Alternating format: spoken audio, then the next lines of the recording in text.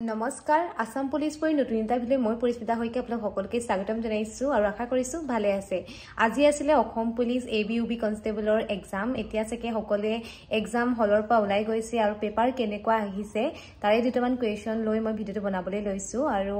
আশা কৰো আপোনালোকে ভালদৰে এক্সামটো দিলে আৰু কেনেকুৱা হল জনাব কমেন্ট কৰি পেনি পেপাৰ কেনেকুৱা আহিছে ইজি নে টান হাৰ্ড আহিছে নে আৰু কোনে কিমান স্কোৰ কৰিব পাৰিছে মানে কমেন্ট কৰি জনাব বলক তেন্তে ভিডিঅটো আৰম্ভ কৰো অসম কায়াকিং আৰু কেনিং প্ৰশিক্ষণ কেন্দ্ৰ ক'ত অৱস্থিত উত্তৰ আছিল চাৰণবিল মৰিগাঁও অসমৰ পুলিচ প্ৰশিক্ষণ মহাবিদ্যালয়খন ক'ত অৱস্থিত উত্তৰ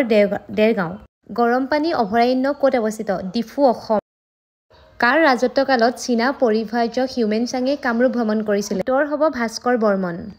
এছিয়ান ডেভেলপমেণ্ট বেংকে অসমৰ নৱীকৰণযোগ্য শক্তিৰ ক্ষমতা বৃদ্ধি আৰু শক্তি সুৰক্ষা উন্নত কৰাৰ বাবে শেহতীয়াকৈ কিমান পৰিমাণৰ ঋণ অনুমোদন কৰিছে উত্তৰ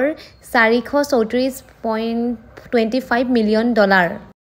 1942 চনৰ ভাৰতীয় আন্দোলনত তলৰ কোনজনক ফাঁচি দিয়া হৈছিল পিয়লি ফুকন অসমৰ লগত কোন দুখন দেশৰ আন্তঃৰাষ্ট্ৰীয় সীমা আছে ভূটান আৰু বাংলাদেশ ভাৰতৰ বৃহত্তম নদীদ্বীপটো অৱস্থিত হৈছে অসমত অসমৰ একমাত্ৰ মালভূমিটো হৈছে কাৰ্বি মালভূমি চিহাবুদ্দিন তালিচৰ ফাথিয়া ইব্ৰিয়া তলৰ কোনটো ঘটনা জনাৰ বাবে গুৰুত্বপূৰ্ণ উৎস মিৰ্জুমলাৰ অভিযান তলত দিয়াবোৰৰ কোনটো অসমৰ অৰ্থনীতিৰ মুখ্য স্তম্ভ কৃষিকাৰ্য